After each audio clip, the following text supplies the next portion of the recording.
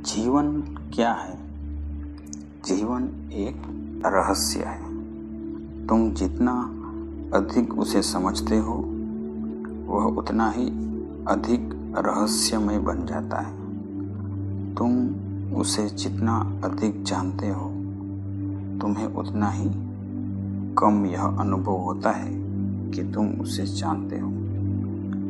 तुम उसकी गहराई और अनंत गहराई के प्रति जितने अधिक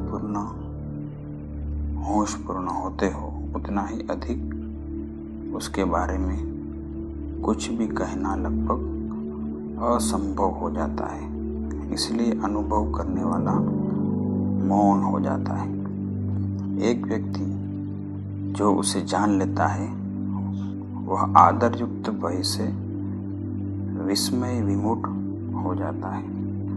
ऐसे अनंत अद्भुत आश्चर्य का अनुभव कर उसकी सांस तक रुक जाती है। जीवन के रहस्य का साक्षात्कार कर वह पूरी तरह से मिट ही जाता है। लेकिन इस बारे में समस्याएं भी हैं और जीवन के रहस्य के साथ पहली समस्या तो हमेशा ऐसे ढोंगियों की संभावना को लेकर है जो दूसरों को धोखा दे सकते हैं, लोगों को ठग सकते हैं। विज्ञान के संसार में तो ऐसा करना असंभव है। विज्ञान एक समतल भूमि पर अनंत सावधानी से फूंक कर कदम रखता है। वह तर्कपूर्ण और विचारशील है। यदि तुम कुछ भी व्यर्थ की बात कहते हो तो तुम तुरंत पकड़ लिए जाओगे, क्योंकि तुम जो भी कुछ कहते हो उसकी प्रामाणिकता का सत्यापन किया जा सकता है। विज्ञान पदार्थगत है और उसके बाबत दिए गए किसी भी वक्तव्य को प्रयोगशालाओं में प्रयोगों के द्वारा परखा जा सकता है।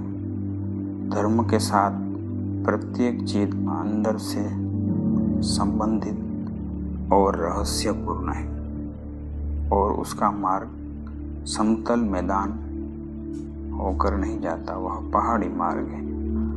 उसमें बहुत उतार और चढ़ाव है और वह मार्ग सर्पिल और घुमाव भरा है। तुम चलते चलते बार बार उसी स्थान पर आ जाते हो, भले ही वह स्थान थोड़ी अधिक ऊंचाई पर होता है और इस बारे में तुम जो कुछ भी कहो उसका सत्यापन नहीं किया जा सकता। उसके जांचने का कोई मापदंड ही नहीं है, क्योंकि वह आंतरिक और रहस्यमय है। इसलिए किसी भी प्रयोग से उसे सिद्ध या असिद्ध नहीं किया जा सकता और किसी भी तर्कपूर्ण निष्पत्ति से यह निर्णय नहीं लिया जा सकता है कि यह मार्ग ठीक है अथवा वह मार्ग। यही कारण है कि विज्ञान एक है, लेकिन यहाँ इस संसार में लगभग 3000 धर्म हैं। तुम किसी भी धर्म को झूठा सिद्ध नहीं कर सकते और न तुम किसी दूसरे धर्म को सच्चा और प्रामाणिक सिद्ध कर सकते हो। ऐसा करना संभव नहीं है, क्योंकि निरीक्षण और प्रयोगों के द्वारा उसका परीक्षण करना संभव ही नहीं है। जब बुद्ध कहते हैं कि अंदर कोई भी आत्मा नहीं, तुम इसे कैसे सिद्ध करोगे अथवा तुम इसे कैसा झूठा सिद्ध करोगे? यदि कोई व्यक्ति यह कहता है मैंने परमात्मा को देखा है और वह ईमानदार भी दिखाई देता है, तो क्या किया जाए?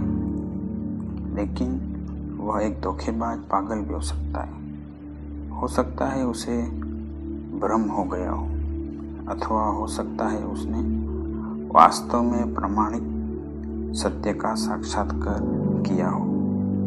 लेकिन कैसे इसे सत्य या असत्य सिद्ध किया जाए, वह अपने अनुभव में किसी अन्य व्यक्ति को सहभागी भी नहीं बना सकता, क्योंकि वह उसका आंतरिक अनुभव है।